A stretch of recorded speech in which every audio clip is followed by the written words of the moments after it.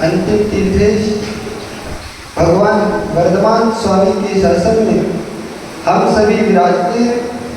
तीर्थंकर जयेंद्र की पीयूष देशना जयेंद्र वाणी मनीषियों जगत कल्याणी है। यह सर्वज्ञ शासन नमोस्तु शासन जयवंत हो बीतराग श्रवण संस्कृति। भगवत अरहत परमेश्वर तीर्थंकर जनेश्वर देव ने जगती के संपूर्ण प्राणियों को दुख से मुक्ति की प्राप्ति का उपाय बताया है। ज्ञानियों, इस संसार में जब भी कोई आत्मा परमात्म पद को प्राप्त करेगी, उसका कारण मात्र और मात्र कोई ज्ञान बनेगा। उसका नाम है श्रुति ज्ञान। श्रुति ज्ञान ही एक ऐसा ज्ञान है जो व्यक्ति को आत्म पद से परमात्म पद दिला पाता है। 5 ज्ञान होते हैं, मालूम है आप लोगों को? 5 ज्ञान होते हैं। 5 ज्ञान में 4 ज्ञान कैसे हैं? स्वार्थ ज्ञान है।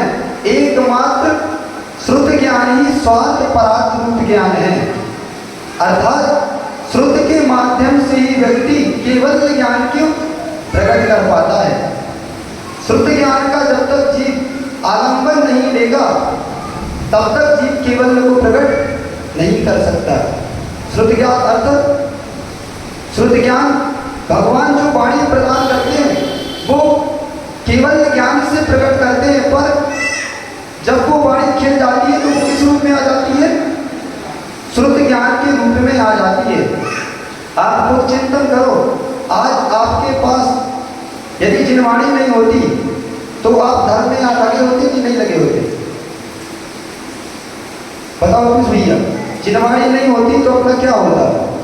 ये अपने पूर्वाचार्यों का और गणधरों का अपने ऊपर बहुत बड़ा उपकार है कि उनने अपने लिए नहीं, वो तो ज्ञानी थे, ये जिनवाणी किनके लिए लिखी उन्होंने?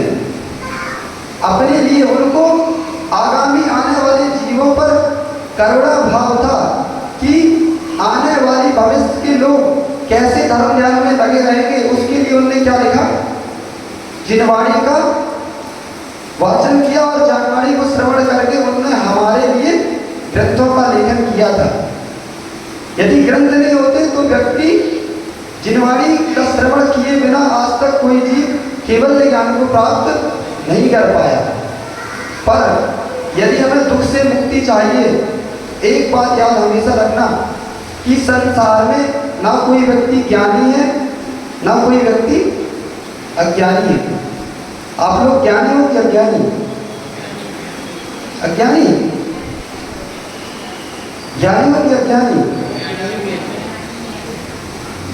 देखो, जो जैन दर्शन है वो कैसा है? एकांतवादी की अनेकांतवादी? एकांतवादी।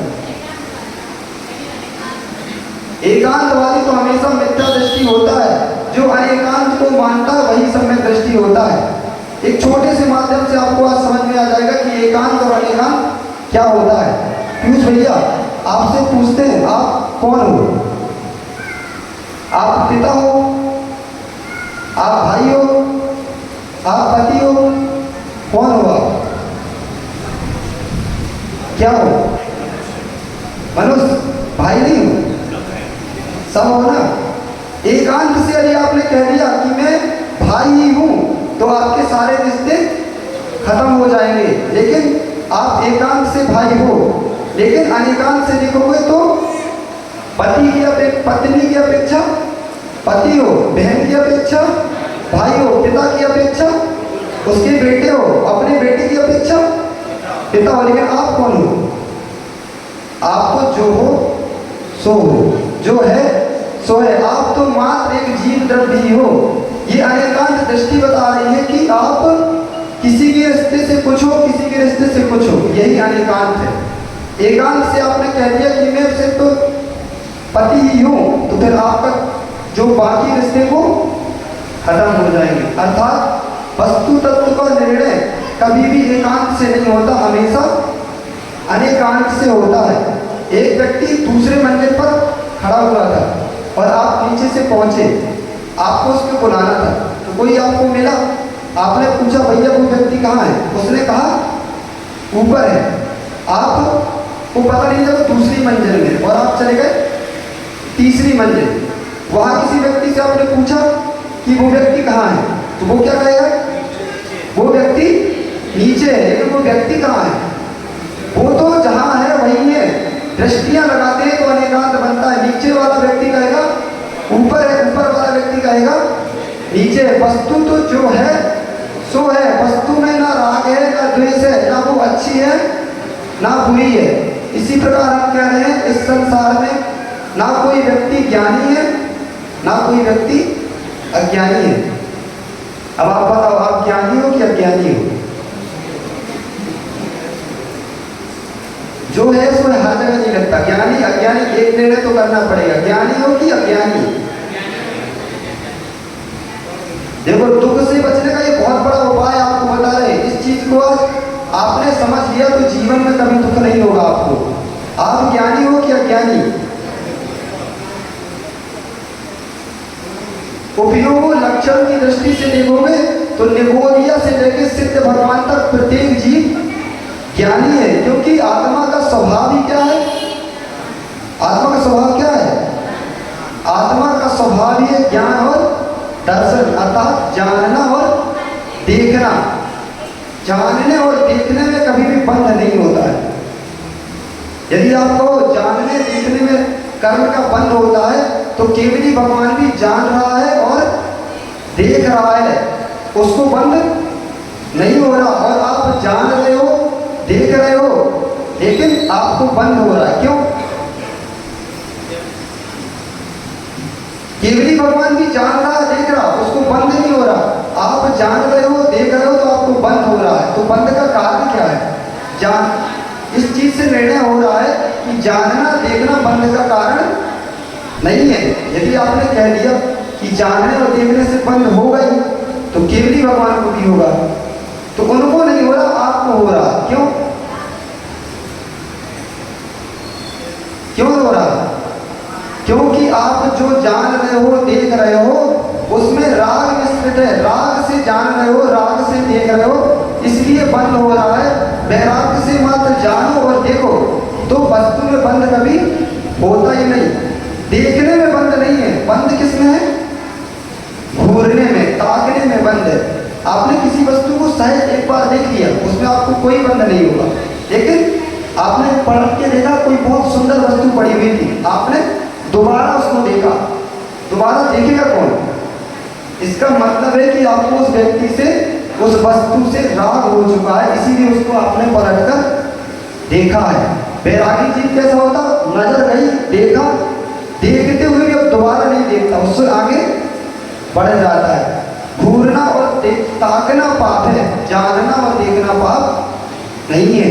तो जानने देखने में बंद होता ही नहीं। अब आप ज्ञानी हो या अज्ञानी, इसका निर्णय अलग अलग दृष्टि से करना पड़ेगा। उपयोगो लक्षणम, जो आत्मा का स्वभाव दृष्टि से देखोगे, जानना देखना, तो प्रत्येक जीव ज्ञानी, और अपने अपने क्षेत्र में प्रत्येक व्यक्ति ज्ञानी, और दूसरे के क्षेत्र में प्रत्येक व्यक्ति अज्ञानी। मुनिराज ज्ञानी है क्या, ज्ञानी ज्ञानी, और आप लोग अज्ञानी। लेकिन दृष्टियां लगाओगे तो आपको कहना पड़ेगा आप ज्ञानी और मुनिराज अज्ञानी, और मुनिराज ज्ञानी और आप अज्ञानी। संसारी राग अवस्था को देखोगे तो आप राग अवस्था के ज्ञानी और वो राग अवस्था के अज्ञानी, और विराग अवस्था को देखोगे तो वो ज्ञानी, आप वैराग अवस्था के अज्ञानी। आपने पढ़ाई क्या की गौरव भैया, कौन सा सब्जेक्ट पढ़ा, कॉमर्स पढ़ा आपने, तो आप ज्ञानी हो कि अज्ञानी? कॉमर्स के क्षेत्र में आप ज्ञानी हो, और पीयूष भैया ने मैथ्स की पढ़ाई की तो आप मैथ्स के क्षेत्र में अज्ञानी, और पीयूष भैया सीए के क्षेत्र में अज्ञानी और अपने मैथ्स के क्षेत्र में ज्ञानी। बस इतनी फर्क आपको हो जाए, विश्वास मानो सारा दुख खत्म हो जाएगा। अब इसको घर में कैसे लगाना, एक व्यक्ति, एक बड़ा भैया के पास खूब पैसा है और छोटे भैया के पास पैसा नहीं है, तो उसको क्या निर्णय करना पड़ेगा कि वो अपने, उसका ज्ञान का क्षोभन, उसका पुण्य का क्षोभन पूर्व का ज्यादा, इसलिए वो अमीर, और मेरा पूर्व जन्म का कर्म का संयोग कम है, पुण्य का उदय कम है, इसलिए मैं गरीब, तो उस क्षेत्र में मैं अज्ञानी। लेकिन वो भी अपने क्षेत्र में ज्ञानी। यदि कि अध्यक्ष जी है मंदिर के और इनने सबका ध्यान नहीं दिया तो ये मंदिर की व्यवस्था को नहीं चला पाएंगे। मंदिर का कार्यक्रम कराया, सिर्फ किसको पूछा, संगीतकार को ही पूरा ध्यान दे दिया ने, तो जो दूसरे लोग हैं ना वो आपसे नाखुश हो जाएंगे। तो आपको प्रत्येक व्यक्ति का ध्यान रखना पड़ेगा। अब बताओ कि जो आपके घर के बाहर नाली साफ कर रहा है, उस व्यक्ति को भी आपको महत्व देना पड़ेगा कि नहीं? यदि नहीं दोगे ना तो वो ठीक, उसका जो काम है उस क्षेत्र में वो महत्व रखता है। यदि वो नहीं होगा तो आपको अपने घर की नाली साफ करनी पड़ेगी, तो गंदगी में रहना पड़ेगा, उसका भी महत्व है कि नहीं? तो ये भी एक नीति है, इसको सीखना पड़ेगा। जैसे पंच कल्याणक होता तो गुरु जी जो पंडाल में झाड़ू लगाने वाला जीव भी होता है उसको भी महत्व देते कि भैया तू नहीं होता तो सारा पंडाल गंदा पड़ा होता, बस उसका नाम लेना है। नाम लेने से क्या होता है, उसको भी लगता है कि गुरु जी की नज़र में मैं भी हूँ। तो आचार्य भगवान कहते हैं कि जो बन चुके भगवान हैं उनको आप पूजते हो, वो क्या करते, जो बन चुके भगवान हैं उनको अपन पूजते हैं, और जो बनने वाले भगवान हैं उनको आप पूछ ही लेना कम से कम। यदि उनको पूछा नहीं तो कोई भी भगवान नहीं बन सकता। माताओं, आपने आज रोटी बनाई होगी, सबने बनाई रोटी, तो जो रोटी बनाई, जिस आटे की रोटी बन गई, जिस आटे की रोटी बना के आपने रख ली तो रोटी बन गई, और जो दूसरा आटा रखा जिसकी कल रोटी बनाना है तो उस आटे को रखते हो कि फेंक देते हो? रखते हो ना, क्यों? अरे रोटी तो बनना था तो बन गई, अब वो आटे क्या काम था, उसको फेंक देना चाहिए, क्यों नहीं फेंकते? आपको मालूम है कि आज के आटे से रोटी बन चुकी है, लेकिन आज वो आटा काम के लिए नहीं है, लेकिन कल उसी आटे से रोटी बनेगी। ऐसे ही बन चुके भगवान हैं और हम भविष्य के बनने वाले भगवान हैं, इनको आपने ध्यान नहीं रखा तो ये भविष्य में भगवान नहीं बन पाएंगे। ऐसी जितने आप उस रखे हुए आटे का ध्यान रखते हो कि ये कल रोटी बनेगी, ऐसी जो ये बनने वाले भगवान, ये सब कौन बैठे हैं? ये सब जो जिनवाणी सुनता है, आचार्य भगवान कहा करते हैं आपको कोई ना कहे भगवान तो मत कहना, मत किसी को सुनना, लेकिन अपने से यदि आपके जिनवाणी सुनने के भाव बन जाए तो कहना कि हम भी भविष्य के भगवान है, पर नियम से आप भविष्य के भगवान हो। कहते हैं जो जिनवाणी को मात्र श्रद्धा से श्रवण ही करता है वो नियम से कभी ना कभी भगवान बनता ही बनता है, क्योंकि श्रुत ज्ञानी केवल ज्ञान को उद्घाटित करने का साधन नियम से बनता है। तो जो अंदर क्योंकि भरा रहता है, ये मत कभी सोचना कि सुना हमें सब भूल गया अब काहे की सुनना, ऐसा कभी नहीं होता। तीन चीज है, दृष्ट श्रुत अनुभूत। तीन चीज क्या कौन सी? दृष्ट श्रुत और अनुभूत। ये चीज ऐसी है कि व्यक्ति के दिमाग में घुस जाती है। दृष्ट, दृष्टि यानी दृष्टि, देखना। आप जब छोटे रहोगे आपने बहुत सारी चीजें देखी होंगी और आज आपको लग रहा होगा कि हमें भूल गया, लग रहा होगा भूल गया, लेकिन वही व्यक्ति जो आपके दोस्त आपके साथ छोटे में पढ़े होंगे, आज भी 10 साल हो गए, 15 साल हो गए, और आपको लगा कि वो तो हमें याद ही नहीं, आपकी मेमोरी में नहीं, लेकिन उसके साथ खेले हो रहे हो तो वो आपके दिमाग में है, और जब कभी वो आपको मिल जाएगा तुरंत याद आ जाएगी कि अरे ये तो मेरा दोस्त है। आपको लग रहा था कि हम भूल गए, ऐसी या विश्वास रखना, ये जिनवाणी जो आप आज सुन रहे हो भले भूल जाना, लेकिन श्रद्धा से सुनिए तो नरक भी मर के जीव चला जाएगा, वहां भी उसको याद आ जाती है कभी कि मैंने जिनेंद्र भगवान की देशना को सुना था, और वहां भी वो जिनवाणी श्रवण उसके लिए सम्यक दर्शन की उत्पत्ति का साधन बन जाता है। सोचो, नरक में भी सम्यक दर्शन की उत्पत्ति का साधन कौन बनता? ये जिनवाणी। इसलिए जिनवाणी का बहुत महत्व है। ये मत सोचना भगवान के दर्शन दृष्ट आज आपने किए, ऐसे खोटे दृश्य आपने जो देख लिए वो आपके दिमाग में भर जाते हैं। अभी आपको लगता है भूल गए, लेकिन आप जब शांत कमरे में कभी बैठते हो तो वो जो खोटी चीज देख के आए थे वो आपके दिमाग में वापस आती है। इसलिए देखने का प्रभाव बहुत पड़ता है। जितना आप देखोगे उतना आपका चित्त चंचल होगा। यदि चित्त की चंचलता रोकना है तो आचार्य भगवान कहते हैं काय वान मना कर्म योगा। उमा स्वामी मुनि महाराज ने तत्वासूत्र के 6वें अध्याय में पहला सूत्र लिखा, क्या? काय वान मना कर्म योगा। इस सूत्र में बहुत गहरा रहस्य है। क्या कह रहे हैं? काय वान मना कर्म योगा। आप आज संसार में लोग क्या कहते हैं? कोई भी मिलेगा आपको क्या कहते हैं? मन बस करो। सभी कहते हैं ना मन बस करो। कोई ने आज तक ये कहा तन बस करो, किसी ने आज तक कहा इस तक। लेकिन मन बस हो कैसे? तो आचार्य भगवान उमा स्वामी मुनि महाराज कहते हैं काय वान मना कर्म योगा। मन को बस करना इतना आसान नहीं है, क्योंकि मन की वो दौड़ कैसी है? बिना ब्रेक की गाड़ी है मन, जिसमें कोई ब्रेक नहीं। वो चल रहा तो चलना, रोकना उसको बहुत कठिन है। लेकिन आप गाड़ी से जा रहे हो, रायपुर के लिए निकल गए और क्या हुआ? गाड़ी में ब्रेक नहीं था और आप जा रहे हो, आपने सामने देखा एक बहुत बड़ा गड्ढा बना हुआ है और गाड़ी बहुत स्पीड से जा रही थी। अब बताओ भैया, आपको गड्ढे में गिरना भी नहीं है और अपनी जान भी बचाना है, तो क्या करोगे? गड्ढे के बीच से निकले नहीं सकती, गड्ढा बहुत बड़ा है, पूरी रोड में गड्ढा है। आप बताओ कैसे निकलोगे? बचना, जान बचाना है आपको, गड्ढे में गिरना भी नहीं है और गाड़ी बहुत स्पीड से जा रही है, तो बचने का उपाय क्या है? बचने का एकमात्र उपाय है कि मन को रोका नहीं जा सकता, क्योंकि वो ब्रेक ही नहीं उसमें। मात्र क्या किया जा सकता है?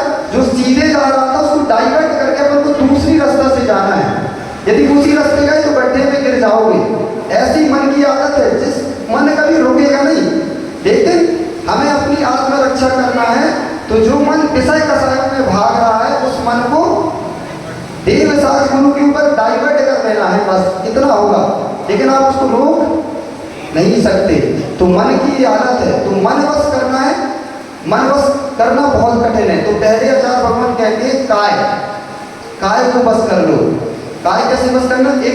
एक कमरे में आप शांत बैठ गए, काय बस हो गई। फिर काय वान, वचन को बंद कर लो, मौन धारण करके एक शांत बैठ जाना। और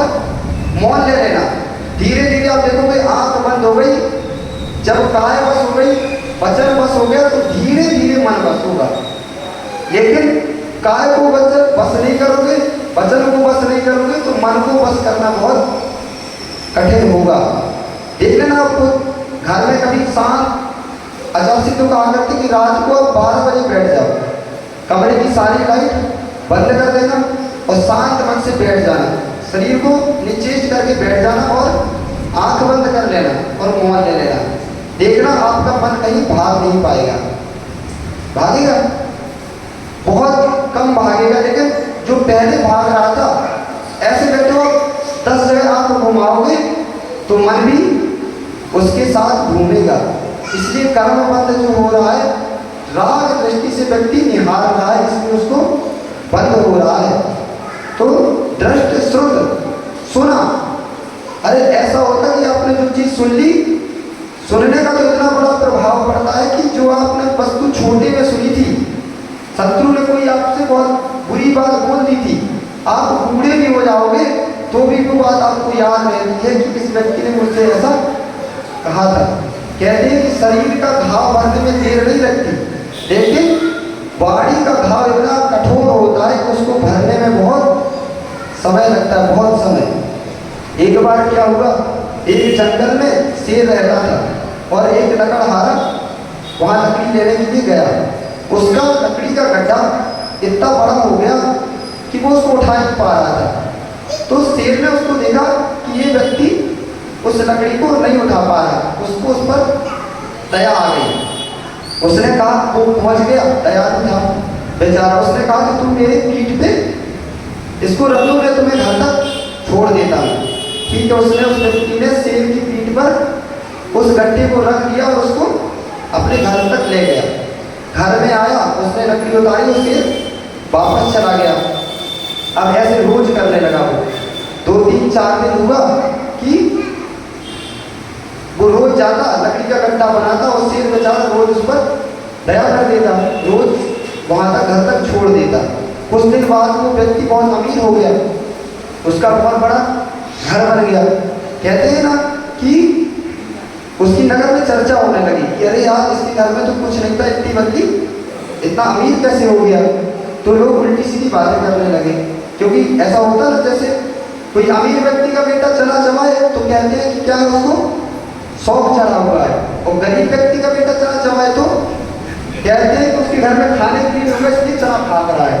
काम एक सा है, लेकिन दृष्टि में अंतर आ जाता है। उसने मेहनत से पैसा कमाया, लेकिन लोग क्या कहने लगे, 4 दिन पहले इसके पास कुछ नहीं था, लेकिन आज इतना अमीर कैसे हो गया।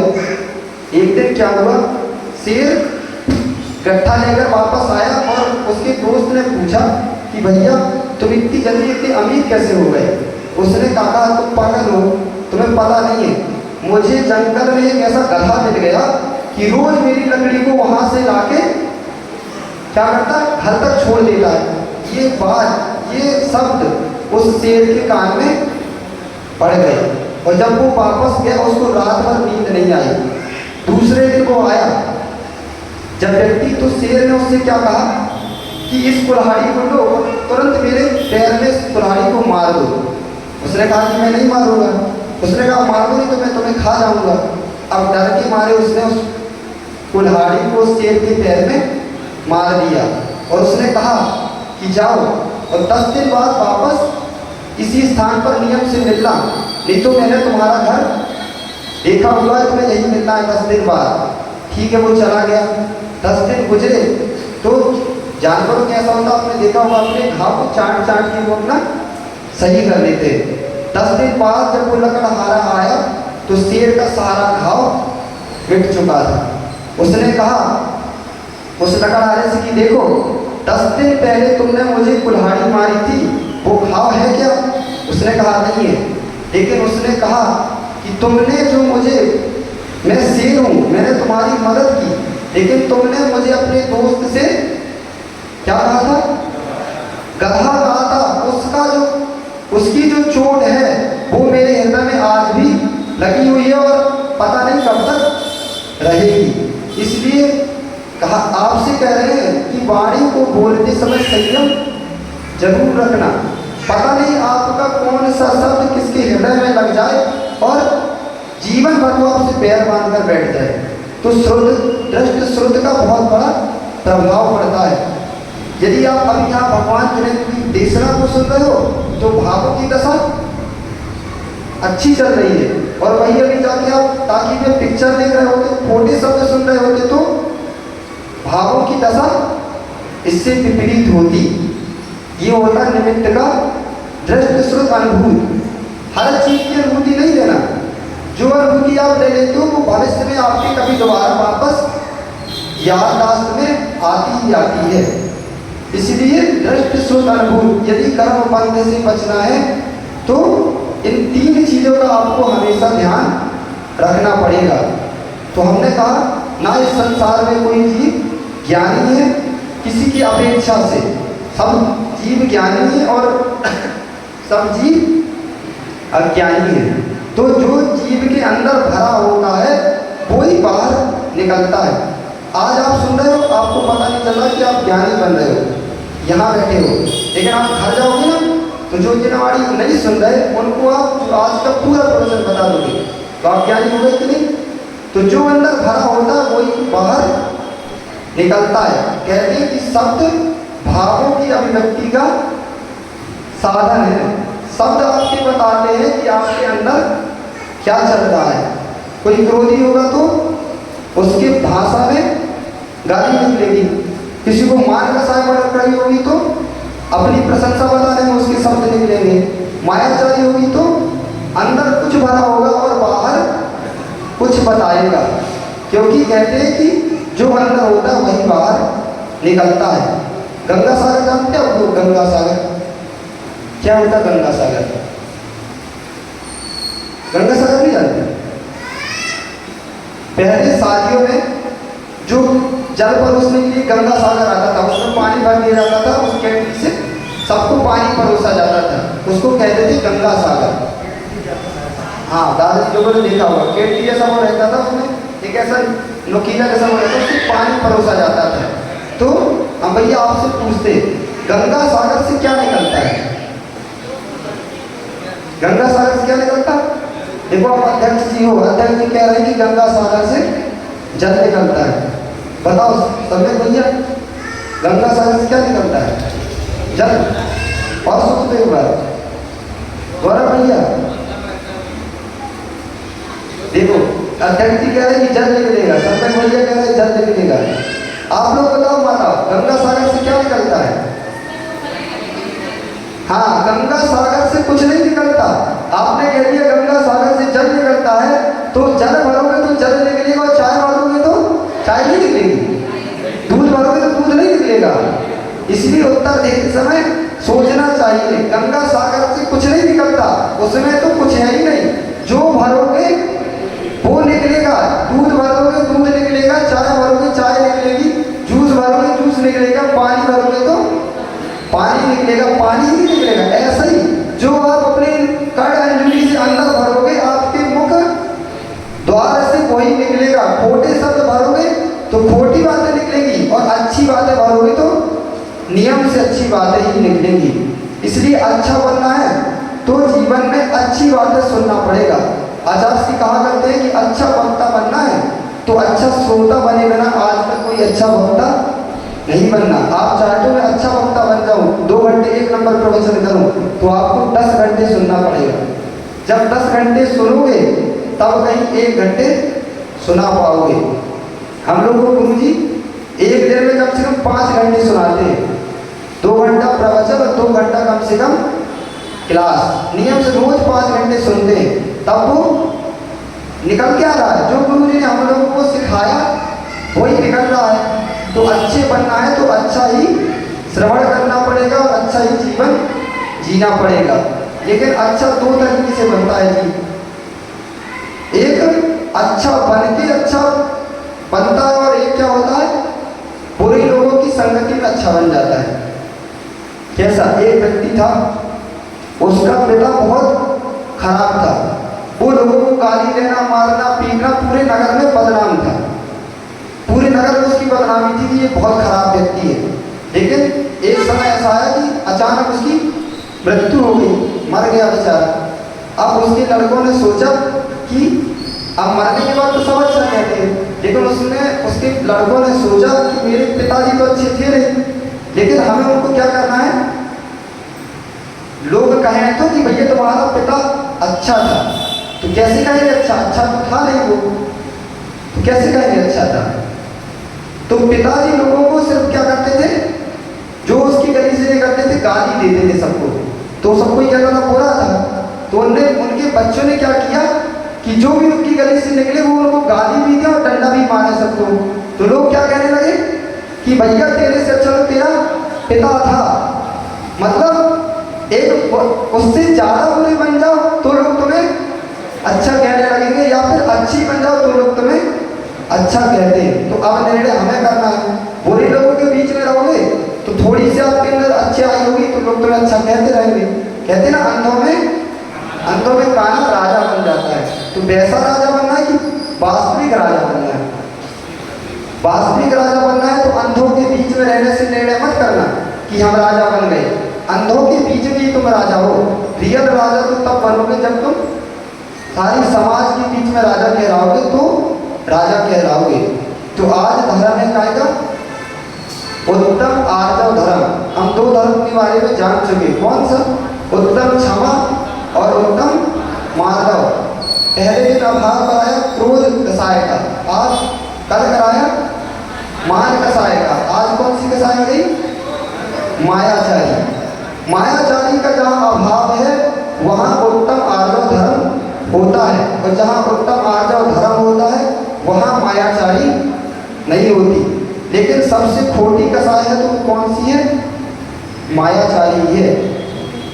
आप खुद अपने भावों को नहीं जान पाते कि मैं मायाचारी कर रहा हूँ कि मैं वास्तविक जीवन जी रहा हूँ, क्योंकि व्यक्ति के परिणामों की दशा असंख्यात लोक प्रमाण है। वो खुद अपने भावों को पकड़ नहीं पाता कि मेरे भाव। आप ही सोचो, सुबह से लेकर शाम तक अपना चिंतन करो तो आपको खुद नहीं पता चलेगा मैंने कितने भाव कर लिए सुबह से लेकर शाम तक में। अब सोचो, जब आप अपने भाव की करता नहीं हो और अपने भावों को ही नहीं संभाल पा रहे हो तो घर गृहस्थी को कौन संभालने की चिंता कर रहे हो। अपने भाव को व्यक्ति संभाल नहीं पा रहा है और चाहता है कि मैं घर को संभाल लूँ। अरे पहले अपने भावों को तो संभाल लो। भावों को संभालने की ताकत नहीं और घर को संभालने की बात करता है व्यक्ति। तो भाव समझ जाएंगे तो सब समझ जाएगा, और भाव नहीं समझे तो अपने भावों को संभालना है। और भाव कैसे समझेंगे, भाव संभालने के लिए बाहरी निमित्तों से अपनी रक्षा करनी पड़ेगी। तो माया धर्म इतना खोटा है कि जो जैसा होता है, होता क्या मायाचारी, जो जैसा होता है वैसा ना दिखा के अपने आप को कैसा दिखाना चाहता है, उससे बहुत श्रेष्ठ दिखाना चाहता है, ये होती है मायाचारी। लेकिन मायाचारी का जीवन ज़्यादा लंबा नहीं होता। छुप के आप काम कर सकते हो पर ज़्यादा दिन उसको छुपा नहीं सकते। एक ना एक दिन वो सबके सामने नियम से आएगा। बेटा जब छोटा होता है और खोटी आदत लग जाए, कोई व्यक्ति गुटखा खाता हुआ और गुटखे खाने की आदत पड़ गई छोटे में ही, तो पिताजी से तो डरता ही, छोटे में सब डरते हैं। तो कहाँ जाके खाता है, फिर संडासे में बैठ के आराम से वहीं खाता है, और जब वापस आता है तो खुल्ला करके पता ही नहीं चली किसी मुँह धो लिया और एक इलायची खा ली, पता ही नहीं चलेगी हमने गुटखा खाया। लेकिन कितने दिन चलेगा बेटा, तो पिता से बच के गुटखा 10 दिन खाओगे, 20 दिन खाओगे, 1 महीने बाद तुम्हारे दांत बता देंगे कि तुम गुटखा खाते हो। तो दुनिया से छुपा के तुम ऐसे पाप कर सकते हो, लेकिन 3 लोगों से पाप कभी छिपता ही नहीं है। कोई भी कार्य हो, आपको लगता है कि हमने छिप के कार्य कर लिया, व्यक्ति पाप करता से तो मुझे किसी ने नहीं देखा, बंद कमरे में किया है, बंद कमरे में भी पाप किया तो भी 3 लोगों से आप बचे नहीं हो। गौरव भैया, पाप बंद कमरे में किया, बिल्कुल ताला लगा के, खिड़की लगा के, पूरा पैक, वहाँ पाप किया, लेकिन 3 लोगों से वहाँ भी आप उस पाप को छिपा नहीं पाए। इससे माता पिता से तो बच गया, माता पिता से छुप के तो कितने लोग पाप कर रहे हैं। माता पिता कहाँ पता है, बताओ। आपने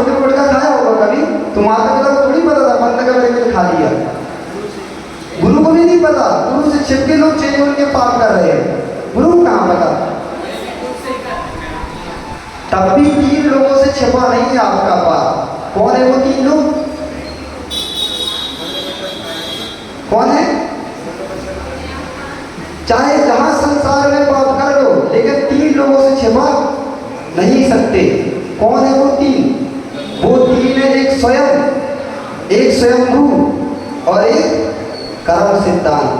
कर्म सिद्धांत आप चाहे कमरे की नहीं, तलहटी से कितनी भी गुफा में जाके घुस के पाप कर लेना, कर्म सिद्धांत की दृष्टि तुम्हारे पास नियम से वहां लगी हुई है।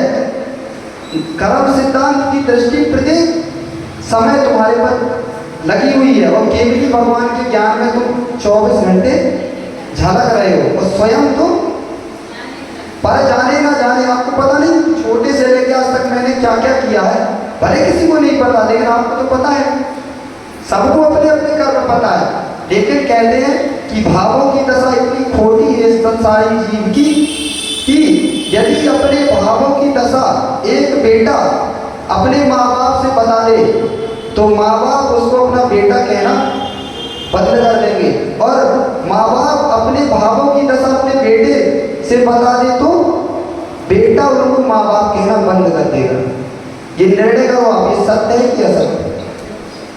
प्रत्येक भाव की दशा यदि आपने अपने प्रत्येक भाव की दशा दूसरे से बता दी तो जो दृष्टि उसकी आपके प्रति पहले थी वो दृष्टि बचेगी क्या?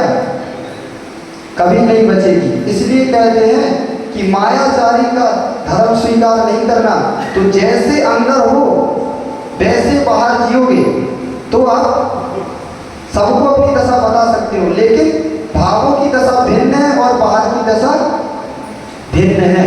लेकिन कर्म सिद्धांत तो देख रहा ही है, जब उसका फल आएगा, पाप छुप के करते हो, लेकिन जब पाप का फल आता है तो सारे संसार के सामने आता है, वो छुप के नहीं आता।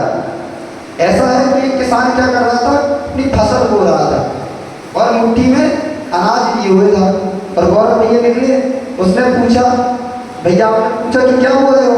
उसने कहा नहीं बताऊंगा। ठीक है नहीं बताने दो, आप चिंता नहीं करना, क्या करना निकल जाना, नहीं बताया आज मत बताने दो, 1 महीने बाद जाना। आज उसने छिपा के बोया था, छिपा के बो सकते हो, जब फसल आएगी तो आप उसको छिपा नहीं पाओगे, वो फसल तो सारी दुनिया के सामने दिख जाएगी। 1 महीने बाद आप जाओगे तो आपको खुद दिख जाएगा कि गेहूं का बोवन किया था कि चावल बोया था कि मसूर बोई थी।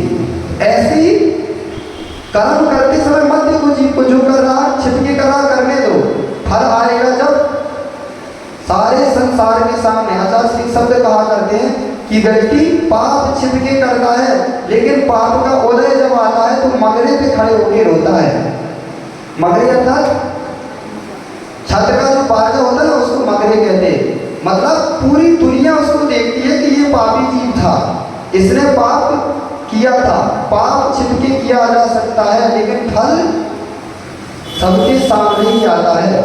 तो जैसे कैमरे से डरते हो ना, जैसे अभी इतने सारे लोग बैठे हैं और कोई कैमरा घुमा दे तो सब अच्छे से बैठ जाएंगे, बैठेंगे नहीं कि भैया कोई न्यूज चैनल वाला आ जाए और बोले कि आप लोग की सबका पूरा न्यूज में आना है, तो जो ऐसे कोई सोते बैठा कोई ऐसे बैठा, लेकिन जब वो कैमरा घुमाएगा तो सब अलर्ट हो गए, बढ़िया कोई सो रहा हो तो भी अच्छे बैठ जाएगा, कोई कभी वहीं कर सुबह के हमारी फोटो अच्छी आनी चाहिए। ऐसी करोगे ना कोशिश, तो जो लोग व्यवहार को दिखाने के लिए आप चाहते हो कि हमारी फोटो अच्छी आए, बस इतना चिंतन कर लो कि केवली भगवान का कैमरा, केवली भगवान का कैमरा 24 घंटे तुम्हारे ऊपर लगा हुआ है।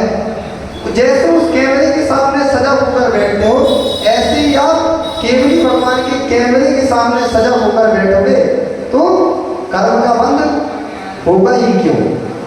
लेकिन केवली भगवान के कैमरे को आदमी भूला हुआ है। जैसे आजकल तो इस चीज को समझना और सरल है। क्या होता, लंबी यात्रा में जा रहे थे, रोड में वो आजकल कैमरे लगे होते कि नहीं? आप ट्रैफिक के नियम तोड़ के चले गए और आप क्या सोचते हो कि हमें तो किसी ने नहीं देखा, हम तो आराम से निकल आए, ट्रैफिक का नियम तोड़ के आ गए। लेकिन आप घर से, आप वहां से घर तक नहीं आ पाते कि आपके घर में चालान पहले आ जाता है। तो आपको लग रहा था कि मुझे किसी ने नहीं देखा, लेकिन कैमरे ने आपको पकड़ लिया था और उसका चालान आपके घर में आया था। ऐसे ही पाप करके व्यक्ति सोचता है कि मुझे किसी ने नहीं देखा, लेकिन कर्म सिद्धांत का चालान आपका वहां कट गया है, और जो कर्म का उदय जब आने वाला है वो चालान नियम से भरना ही पड़ेगा। जब तक नहीं भरोगे ना तो आपकी गाड़ी जब्त हो जाएगी, होगी कि नहीं? तो ऐसे जो कर्म का कैमरा लगा हुआ है उसका चालान कट गया, उसको आपको भुगतान करना ही पड़ेगा। इसीलिए माया का धर्म मत करो, कम धर्म करो, ये चलेगा। जरूरी नहीं अब बहुत धर्म करो, मायाचारी के साथ करो, उससे अच्छा है कम धर्म करो लेकिन माया परिणाम रहित धर्म करो। क्योंकि माया के साथ किया गया धर्म कार्यकारी 24 घंटे आप धर्म कर रहे हो, लेकिन दृष्टि यथार्थ धर्म में नहीं है। लोगों को दिखाने के लिए, जैसे आज लोग 6 डाला पढ़ रहे थे तो उसमें निकला था कि लोगों में धर्म क्यों हो रहा, बहुत सारे लोग नाम के लिए, ख्याति के लिए, पूजा के लिए, लाभ के लिए लोग धर्म कर रहे हैं। करते कि नहीं?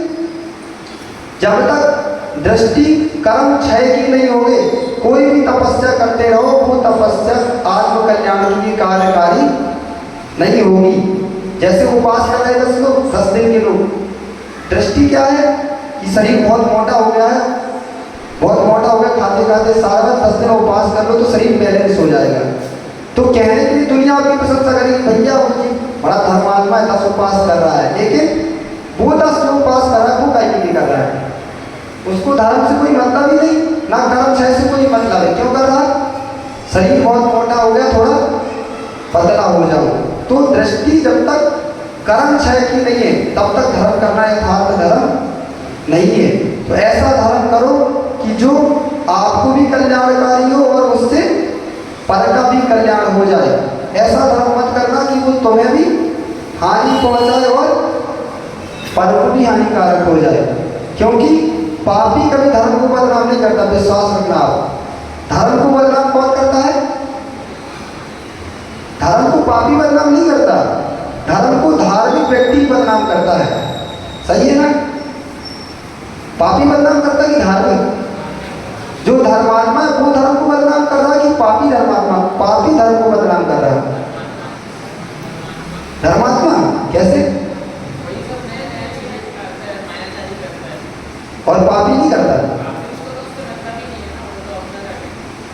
देखो क्या कह रहे हैं, धर्मात्मा ही धर्म को बदनाम करता, पापी धर्म को धर्म बदनाम नहीं करता। क्योंकि ऐसा हो जाए कि पीयूष भैया के घर में चोरी हो जाए और एक चोर एक चोर पैसा चुरा के ले जाए, तो आपको पता चला कि भैया इस चोर ने हमारे घर में चोरी की थी, तो बताओ आपको ज़्यादा दुख हुआ कि आपके घर में जिसको आप आपके पड़ोस में एक व्रती आदमी रहता था, जिसको आपने छोटे से देखा था बहुत धर्मात्मा जीव है, और उसने आपके घर में चोरी कर ली, तो आपको दोनों का पता चला कि एक चोर ने चोरी की और एक दिन पता चला कि एक धर्मात्मा ने चोरी की, तो आपको धक्का किससे लगेगा बताओ? चोर को तो सारा संसार जानता है, उसको कौन कुछ कहने वाला है? आपने बताया कि इस चोर ने हमारी चोरी की, तो आप खुद कह रहे हो खुद चोर है ही, उसको कौन कुछ कहने वाला है? चोर है जो है, चोर तो चोरी करेगा ही, उससे किसी को धक्का नहीं लगने वाला। लेकिन आपने कहा कि भैया जिसको हमने छोटे से देखा था ये धार्मिक व्यक्ति, उसने चोरी की, तो उसके कारण सारा धर्म बदनाम होता है। इसलिए ऐसा धर्म मत करना कि आपके कारण धर्म बदनाम हो जाए। व्रत स्वीकार कर लिया, माताएं 16 करती होंगी, तो 16 करना,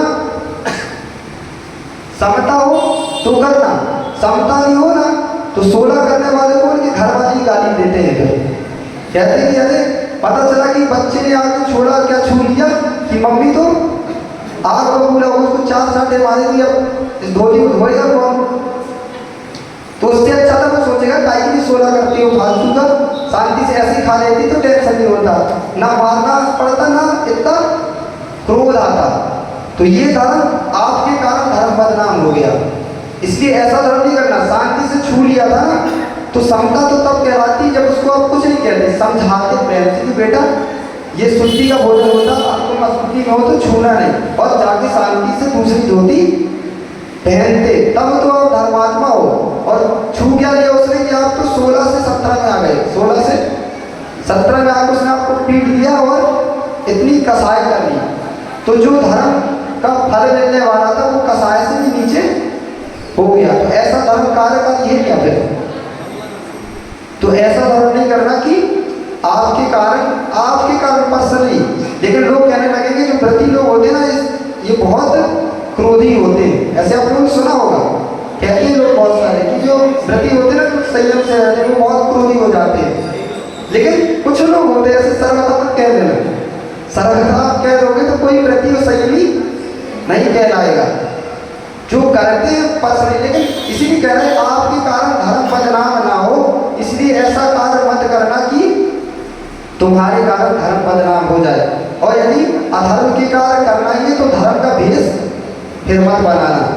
छोटे में आप लोगों ने बाबा भारती की कहानी सुनी होगी, जो बूढ़े लोग हो चुके आपने पढ़ी, बाबा भारती और खड़ग सिंह। हाँ, बाबा भारती और खड़ग सिंह छोटे जो थे ना, तो छोटे में कोर्स में थी वो हिंदी के, एक बाबा भारती और खड़ग सिंह। तो क्या कहानी है? बाबा भारती बहुत धर्मात्मा जीव था और सबकी सेवा करना, सबकी मदद करना उसका धर्म था। लेकिन उसके पास एक बहुत सुंदर घोड़ा था। इसके पास बाबा भारती का बहुत सुंदर घोड़ा था, बहुत तेज भागता था। तो खड़ग सिंह ने देखा कि बाबा भारती के पास बहुत सुंदर घोड़ा है, ये घोड़ा मुझे कैसे भी प्राप्त करना है। अब कैसे प्राप्त करे? ऐसे तो छोड़ा नहीं सकता। उसने एक युक्ति सोची। कहते हैं ना दुष्ट लोग जो होते हैं वो सज्जनता की भी सज्जनता, सज्जन व्यक्ति के साथ भी दुष्ट ही व्यवहार करते हैं। उसने अपनी दुष्टता नहीं छोड़ी। उसने क्या किया? उसको पता था कि बाबा भारती प्रत्येक जीव की मदद करता है। कोई यदि घायल हो, कुछ भी मदद करने की जरूरत होगी तो बाबा भारती करते ही है। उसने क्या किया? एक लंगड़े का रूप बनाया और सड़क में जाकर बैठ गया और रोने लगा। तो क्या कहता है कि अरे मैं असहाय हूँ, मुझे आगे तक जाना है, कोई मेरी मदद कर दे। तो बाबा भारती वहाँ से निकलते हैं, वो तो थे ही दयालु। उन्होंने क्या किया? खड़ग सिंह से कहा कि तुम मेरे घोड़े पर बैठ जाओ, मैं तुम्हें आगे तक छोड़ देता हूँ। लेकिन दुष्ट अपनी दुष्टता नहीं छोड़ता। कहते हैं सांप को तुम कितना भी दूध पिलाओ, लेकिन सांप तो तुम्हें डसता ही है, मौका मिलेगा तो नियम से डसेगा। तो ऐसे ही वो बैठा जैसे घोड़े में, और उसने क्या किया? टांगे को अपने हाथ में लेके बाबा भारती को धक्का दे दिया और स्वयं घोड़ा लेकर भाग गया। लेकिन आप अच्छे मार्ग पर चल रहे हो तो विश्वास मानो आपका भविष्य में कभी अच्छा नियम से होगा। बुरे व्यक्ति के साथ भी आप अच्छे हो तो बुरा व्यवहार मत करना, क्योंकि बुरे व्यक्ति के साथ भी आपने बुरा व्यवहार किया तो फिर उसमें और आप में अंतर क्या बचा? जैसे आपने चाटा मार दिया और आपने उसको एक चाटा मार दिया तो वो तो बुरा था, आपने भी उसको मार दिया तो उसमें और फिर आप में अंतर क्या बचा? एक से हुए ना दोनों। तो बाबा भारती के अंदर ये क्या था? उनका व्यवहार बहुत अच्छा था। ठीक है, उन्होंने सोचा मेरा घोड़े के साथ इतना ही सहयोग रहा होगा, ठीक है, लेकर चला गया। वो समता से पैदल चले जाने लगे और खड़ग सिंह थोड़ी आगे बढ़ा कि उसके मन में आया कि बहुत आगे में निकल आया, थोड़ा आराम कर लेता हूँ, बाबा भारती के यहाँ तक नहीं पहुँच पाएगा। और उसने क्या किया? घोड़े को एक पेड़ से बांध दिया और वहीं विश्राम करने लगा। लेकिन वो गहरी नींद में सो गया और बाबा भारती धीरे धीरे चलते चलते वहीं पहुँच गए। और उन्होंने देखा कि मेरा घोड़ा तो ये है, और देखा कि खड़ग सिंह वहीं पर सोया हुआ था। अब आप होते गौरव भैया तो क्या करते? क्या करते? मारते नहीं, आप क्या करते? मजे से अपना घोड़ा छोड़ते। वो तो छोड़ता, उससे आप जीत नहीं पाते, तो आप क्या करते? मजे से घोड़ा छोड़ते और अपना घोड़ा लेकर भाग जाते। मार तो नहीं पाते आप, लेकिन यही करते। आप सोचते कि अपना घोड़ा तो मिल गया, अपना घोड़ा छोड़ते मजे से निकल जाते, यही करते ना। लेकिन बाबा भारती ने सोचा इसमें और मुझमें अंतर क्या बचेगा? जो घोड़ा मुझसे वो छीन के ले गया और मैं भी अपना घोड़ा भले उसका था, लेकिन जैन धर्म कहता है जैसे कि भैया आपने किसी को कुछ वस्तु दी और आपने उसको दे दी, कल वापस कर देना, और आपको कल जरूरत थी, लेकिन वो कल लेना भूल गया और आप उसके घर गए, आपको जरूरत थी और वो घर में था नहीं, तो आप उस वस्तु, आपकी वस्तु थी, आप उठा कर ले आए। लेकिन जैन धर्म कहता है ये आपने चोरी कर ली। चोरी है कि नहीं ये? नहीं, आप तो कहोगे हमारी चोरी, हम ले आए, हमारे का ये चोरी नहीं है ना चोरी। लेकिन जैन दर्शन कहता है कि ये चोरी है। क्यों चोरी है?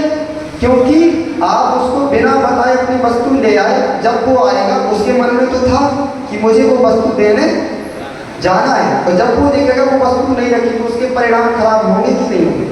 अब सोचेगा कि तो चली गई, मैं कैसे वापस करूंगा। उसको पता नहीं है कि आप वो वस्तु लेकर चले गए। इसलिए जैन धर्म इतना सूक्ष्म है कि हमारे कारण किसी के भी परिणाम खराब नहीं होने चाहिए। तो खड़ग सिंह ने क्या किया? खड़ग सिंह जाग गया, उसने देखा बाबा भारती नहीं खड़ा हुआ, वो डर गया। लेकिन बाबा भारती ने उससे क्या कहा कि खड़ग सिंह तुम डरो मत, तुमने जो किया ठीक है, तुम्हें घोड़ा ही चाहिए था। एक बार तुम उससे कहते कि मुझे घोड़ा चाहिए तो मैं तुम्हें घोड़ा नियम से दे देता, और तुमने जो घोड़ा दिया चोर बन के ही चोरी कर लेते तो कोई कुछ नहीं कहता। लेकिन तुमने क्या किया? तुमने काय का भेष बना के चोरी किया घोड़ा, लंगड़े का जो रूप बना के जो चोरी की है। इससे क्या होगा? तुम्हारे कारण अब भविष्य में कोई भी असहाय की सहायता नहीं करेगा। तो सोचेंगे क्या कि अरे जा रहे पता नहीं वो खड़ग जैसा कोई मायावी नहीं हो, ढोंक कर चला हो। तो बाबा भारती ने उसको यही शिक्षा, मुझे कोई परेशानी नहीं थी, लेकिन तुमने जो असहाय बन के ये चोरी की, इससे भविष्य में लोग दूसरे की मदद करना बंद कर देंगे। इसी प्रकार ये कहानी अपन से ये कह रही है कि आपको गलत काम करना ही है तो भेष अच्छा नहीं बनाना। इस भेष में आप ठिलिया में खड़े होकर फुल्की खाओगे तो आपको कुछ नहीं कहेगा, लेकिन भेष ऐसा बना लिया और खड़े होकर ठेले में कहीं चाट खाते मिल गए तो आपके कारण धर्म बदनाम हो जाएगा। इसलिए ठेले में खड़े होकर चाट खाना ही है तो भेष जैसे भेष में खाया जाता वही भेष होना चाहिए। इसलिए जिस स्थिति में आप हो उस स्थिति का ही कार्य करना, और उससे ऊंचा कार्य नहीं कर पा रहे तो उससे ऊंची क्या औसा भेष भी नहीं बनाना। क्योंकि कर्म सिद्धांत चाहे व्यक्ति हो, चाहे मुनिराज हो, चाहे जिनराज हो, कर्म सिद्धांत किसी को नहीं छोड़ता। आदिनाथ भगवान ने भी मूसिका लगाई थी बैल को, तो 6 महीने आहार के लिए घूमना पड़ा था। अब सोचो तीर्थंकर भगवान साक्षात, फिर भी घूमना पड़ा कि नहीं। तो मायाचारी चाहे भगवान करे चाहे मुनिराज करे। मृदुमती नाम के एक मुनिराज हुए, जंगल में बहुत बड़ी साधना कर रहे थे। चतुर्मास किया उन्होंने एक जंगल में, 4 महीने उपवास करके बैठे रहे। सारे नगर में उनकी प्रसिद्धि हो गई कि महाराज बहुत तपस्वी, 4 महीने को उपवास किए। लेकिन महाराज ने क्या किया कि साधना करके जैसे उनका चतुर्मास पूरा हुआ और वहां से विहार कर गए। एक दिन जस्ट बाद एक मुनिराज आए और उनको पता चला कि यहाँ एक मुनिराज ने चतुर्मास किया, उनका बहुत नगर में प्रभाव है। तो वो वहां जाकर उसी स्थान पर जाकर बैठ गए और लोग वैसे ही, लोगों को पता ही नहीं था कि वो मुनिराज चले गए और ये मुनिराज आ गए। उनने किसी को बताया भी नहीं कि वो मुनिराज जो साधना कर रहे थे वो तो विहार कर गए, मैं तो दूसरा मुनि आया हुआ हूँ। और उनकी वैसे पूजा आरती और वैयावृत्ति होती रही। क्यों नहीं बताया कि यदि मैंने बता दिया तो जो पूजा प्रतिष्ठा उन मुनिराज की थी वो मेरी नहीं होगी। ऐसा मायाचारी की साधना वहां उनने कर ली, तो मर के क्या बने वो? त्रिलोक मंडल नाम का हाथी बन गए। सोचो, एक मुनिराज ने भी मायाचारी की साधना की तो हाथी बन गए। हाथी क्यों बने? शरीर की साधना की थी, पूजा प्रतिष्ठा के लिए की थी, तो तपस्या का प्रभाव रहेगा, तपस्या करती नहीं जाएगी। तो हाथी की भी पूजा होती है। लोग घर घर जाते तो हाथी का टीका करते और आरती करते हैं, तो हाथी बने। क्योंकि अभिलाषा क्या थी? पूजा और प्रतिष्ठा की। तो त्रियंच पर्याय माया त्रिवोदस्य, मायाचारी की साधना करोगे तो त्रियंच गति में जाना पड़ेगा। इसलिए आज मैं इतना ही बस उत्तम आर्य धर्म का एक दिन हमें ये सिखाने के लिए आया है कि हम जो कुछ कर रहे हैं जैसे अंदर है कोशिश करें कि हम वैसे ही बाहर भी रहे। बस उत्तम आर्य धर्म का इतना ही संदेश है। ऐसा मत करना कि अंदर कुटिलता चलती रहे और बाहर अच्छाई दिखती रहे। ऐसी साधना लोक में प्रसिद्धि दिला सकती है लेकिन आत्म सिद्धि कभी भी नहीं दिला सकती। तो लोक प्रसिद्धि के पीछे मत भागो। भागना किसके पीछे है? लोक प्रसिद्धि तब तक है जब तक आपका शरीर है। शरीर मिटते सारी प्रसिद्धि चली जाएगी, लेकिन आत्म सिद्धि को जिसने जागृत कर लिया वो अनंत काल तक के लिए प्रसिद्ध हो गया। इसलिए हम लोक प्रसिद्धि को छोड़कर आत्म सिद्धि के साधन जो यथार्थ उत्तम आर्य धर्म है उसको अंगीकार करें और मायाचारी के धर्म का त्याग करें। यही आज के दिन का शुभ संदेश है। इसी मंगल भावना के साथ भगवान महावीर स्वामी की परम पूज्य अध्यात्म योगी चर्या श्रोमणी आचार्य विशुद्ध सागर जी महावीर राज जी की उत्तम आर्य धर्म